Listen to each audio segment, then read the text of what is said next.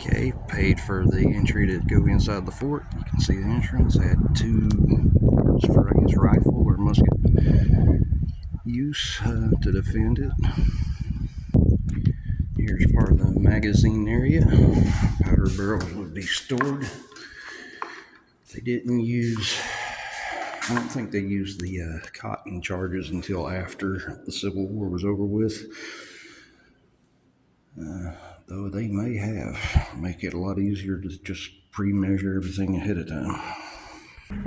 Okay, this is a room with various gun swabs, which would be soaked before they would reload the cannons for a next shot. They would make sure all the embers was out before putting black powder in, because they didn't want to accidentally discharge. Then you also had the worm and the rammers for the powders, and I guess they did use bag charges. Kind of hard to see, but this is a later magazine that they developed in the 1870s after the Civil War.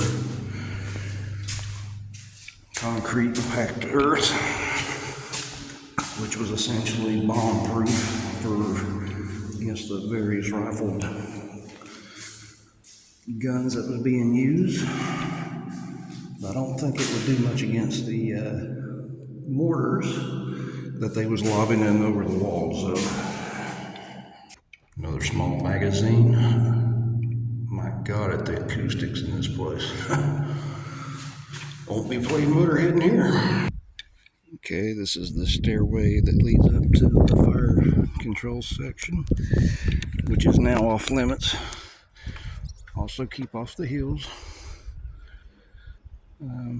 We're going to go back around through some more of the buildings here. I didn't do that or document it last time I was here 20 years ago.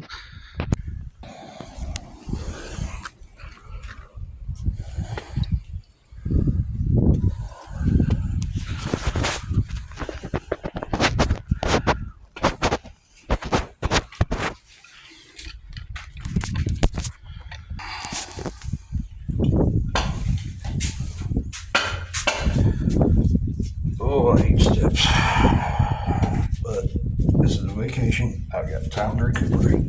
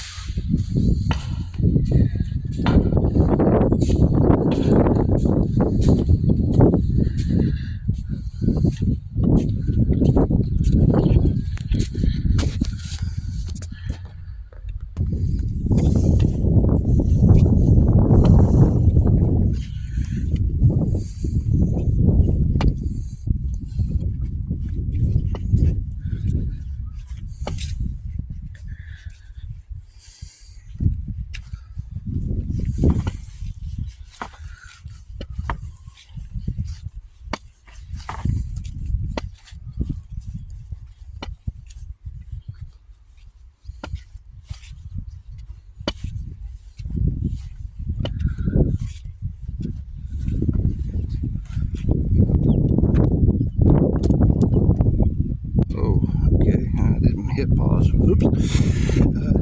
See the guns on their carriages, cast iron rails to pivot, the divots on the back of the gun, which engages slots or tabs in the back of the carriage to hold the angle when aimed.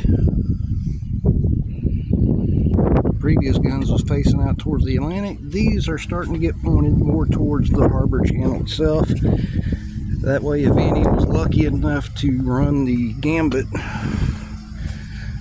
going into or coming up onto the harbor, that they could be demolished as they entered the bottleneck. You can see the two smaller cannons, which was used for the shorter range work, because you didn't have to try shooting out in the Atlantic to stop a ship that was in the channel. Here you have a few of the above ground buildings. During a serious siege, you could pretty much kiss these goodbye. And I'd say these probably had to be rebuilt after the Union remodeling of Fort Moultrie during the assault on Charleston later in the Civil War. You can see a heavy wooden door that was laminated. Probably had similar hinges to the other one we saw earlier, and we're going to check that out in a moment. First, we got the smaller guns.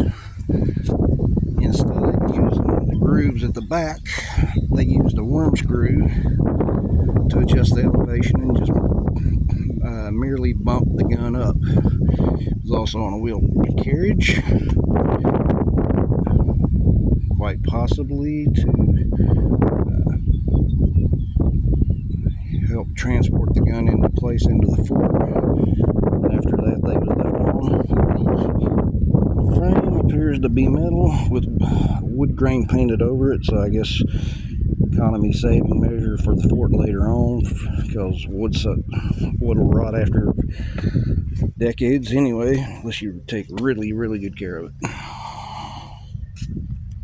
Okay, there was a couple pivot gun positions facing towards the landward side,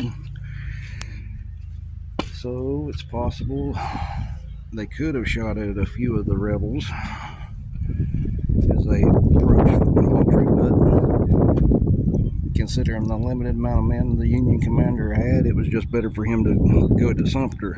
Now, right before the firing on Sumter happened, the Confederates did occupy Moultrie, and some of the guns here was probably used to batter the fort as well as land-based artillery position.